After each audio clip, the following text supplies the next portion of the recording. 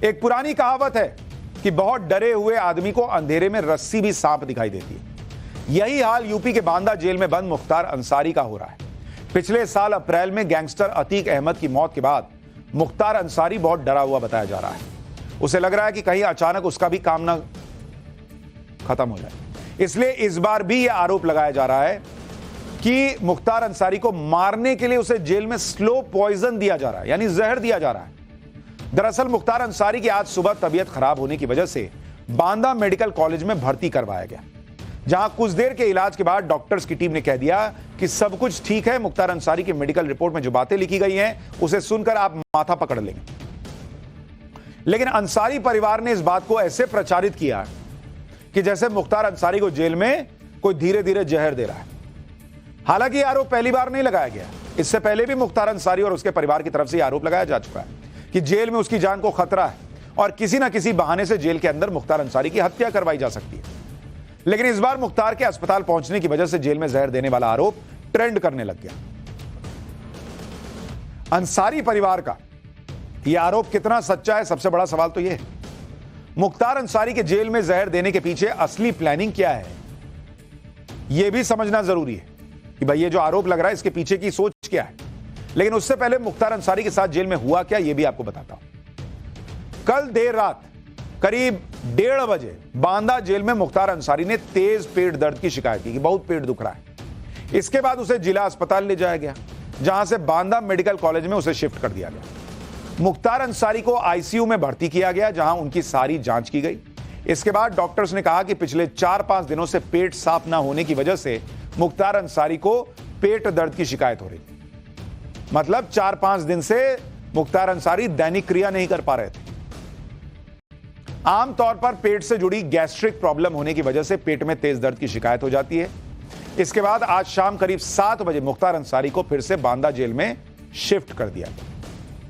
यानी सारी समस्या डॉक्टर्स के मुताबिक दीर्घ शंका निवारण न होने की थी और गैस्ट्रिक की थी। जेल से बाहर निकलने के बाद मुख्तार अंसारी का लुक पूरी तरह बदला हुआ दिखाई दे रहा था।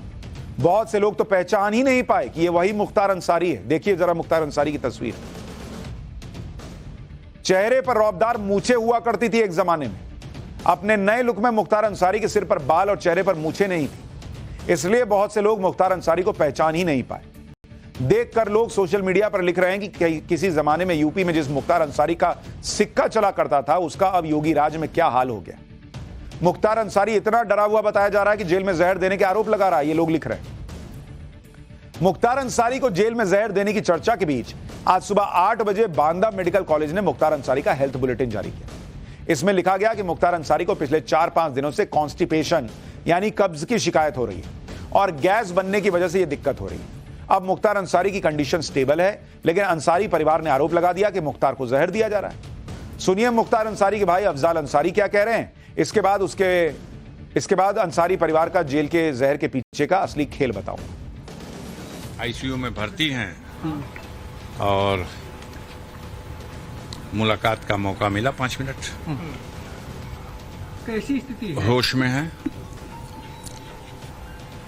है अपने, और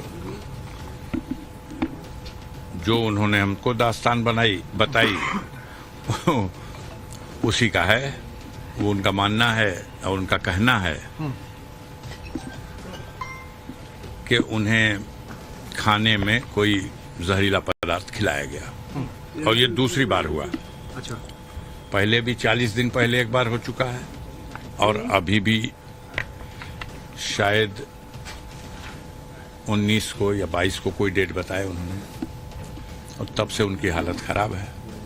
ये तय करेंगे वो लोग कि अगर वो पूरी तरह से उनको ट्रीटमेंट नहीं दे पा रहे हैं तो समय रहते मैंने रिक्वेस्ट किया है कि आप इनको रिफर कर दीजिएगा किसी ऐसे हॉस्पिटल को जहां उनका समय हो इलाज कराने का। अफजाल अंसारी जेल में मुख्तार अंसारी की जान का खतरा बता रहे हैं, जबकि जेल के अंदर मुख्तार अंसारी को बहुत सुरक्षा में रखा गया है। मुख्तार अंसारी को 10x12 के हाई सिक्योरिटी सेल में रखा गया है। 46 सीसीटीवी कैमरों के जरिए उसकी निगरानी होती है। बांदा जेल में लगे तमाम सीसीटीवी कैमरों की निगरानी लखनऊ से होती है। बॉडी वॉर्न कैमरों से लैस जेल कर्मी उसकी बैरक के आसपास तैनात रहते हैं, मतलब जिनके बॉडी पर कैमरा लगा होता है। मुख्तार अंसारी की सुरक्षा में तैनात जेल कर्मियों पर भी पूरी नजर रखी जाती है।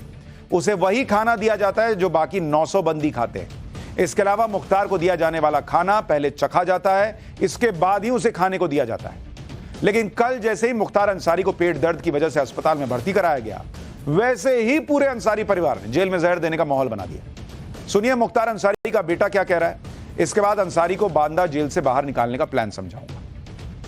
नहीं मिलने दिया गया, दे हैवंट अलाउड मी, बल्कि जो पत्र भेजा गया था उसमें मेरा नाम भी था, अफजाल बाबा का नाम था, लेकिन अफजाल बाबा को सांसद जी को मिलने दिया गया, उनको अलाउ किया गया, मुझे अलाउ नहीं किया गया है।